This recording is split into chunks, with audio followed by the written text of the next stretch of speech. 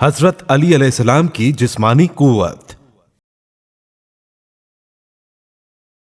جنگ خیبر میں ایک یہودی نے آپ علیہ السلام پر بڑے زور سے وار کیا۔ آپ علیہ السلام نے جلال میں آ کر اپنی ڈھال کو تو پھینک دیا اور قلعے کے دروازے کے ایک پلے کو ڈھال کی طرح ہاتھ میں لے لیا۔ رسول اللہ صلی اللہ علیہ وآلہ وسلم کے غلام ابو رافع نقل کرتے ہیں کہ جب حضرت صلی اللہ علیہ وآلہ وسلم نے علی علیہ السلام کو جنگ کے لیے روانہ کیا تو ہم بھی ساتھ چلے، اور جب قلعے کے قریب پہنچے تو شدید جنگ شروع ہو گئی، اور اسی میں علی علیہ السلام کے ہاتھ سے سپر گر گئی۔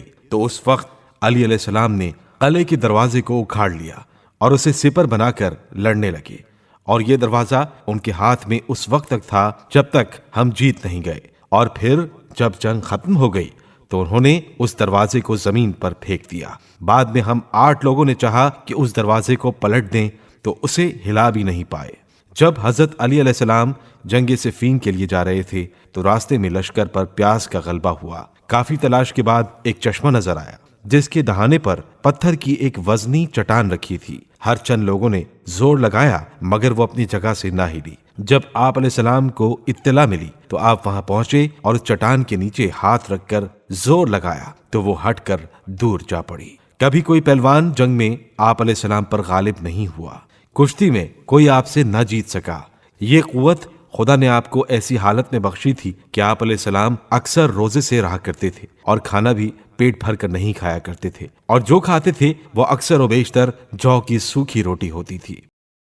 حضرت علی علیہ السلام کی امتیازی خصوصیات۔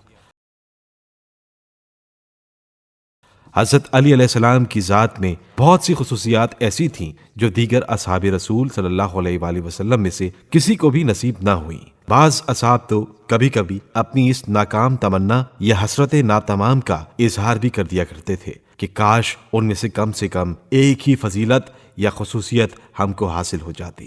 ہم یہاں چند ایسے فضائل بیان کرتے ہیں جن میں کوئی بھی امیر المومنین علیہ السلام کا شریک نہ تھا۔ حضرت علی علیہ السلام وہ ہیں جن کی ولادت خانہ کعبہ میں ہوئی، سب سے پہلے اسلام لانے والے ہیں۔ شب ہجرت بستر رسول صلی اللہ علیہ وآلہ وسلم پر آپ علیہ السلام ہی سوئے۔ کسی بھی جنگ میں آپ علیہ السلام کبھی فرار نہیں ہوئے۔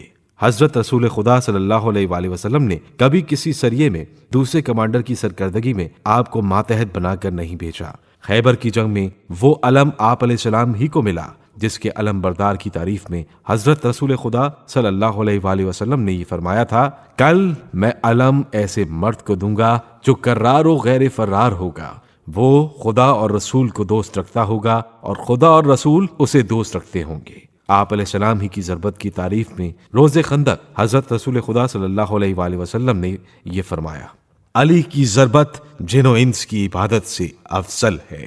سورہ برات کی تبلیغ کے لیے پہلے حضرت ابو بکر بھیجے گئے تھے، پھر بحکم خدا ان کو واپس بلا کر حضرت علی علیہ السلام کو بھیجا گیا۔ اس وقت رسول خدا صلی اللہ علیہ وآلہ وسلم نے فرمایا، اس سورہ کی کوئی تبلیغ نہیں کر سکتا مگر وہ شخص جو مجھ سے ہو اور میں اس سے ہوں۔ غزوہ تبوک کے موقع پر حضرت رسول خدا صلی اللہ علیہ وآلہ وسلم نے ان کے متعلق فرمایا، اے علی، تمہاری منزلت میرے نزدیک وہی ہے جو ہارون کی موسیٰ کے نزدیک تھی، مگر یہ کہ میرے بعد کوئی نبی نہ ہوگا۔ فتح مکہ کے دن حضرت رسول خدا صلی اللہ علیہ وآلہ وسلم نے علی علیہ السلام کو اپنے کاندھوں پر سوار کر کے خانہ کعبہ میں نصب بت گرائے۔ مسجد نبوی کی طرف صرف علی علیہ السلام کے گھر کا دروازہ کھلا رہا اور باقی تمام اصحاب کے دروازے بند کروا دیے گئے۔ حضرت علی علیہ السلام کو فاطمہ زہرا سلام اللہ علیہا ایسی زوجہ، حضرت رسول خدا صلی اللہ علیہ وآلہ وسلم ایسے خسر اور حسنین علیہم السلام ایسے بیٹے ملے۔ سب سے پہلے آپ علیہ السلام نے رسول خدا کے پیچھے نماز پڑھی۔ حضرت رسول خدا صلی اللہ علیہ وآلہ وسلم اور حضرت علی علیہ السلام کے سوا اور کوئی شخص حالت جنابت میں مسجد کے اندر نہیں جا سکتا تھا۔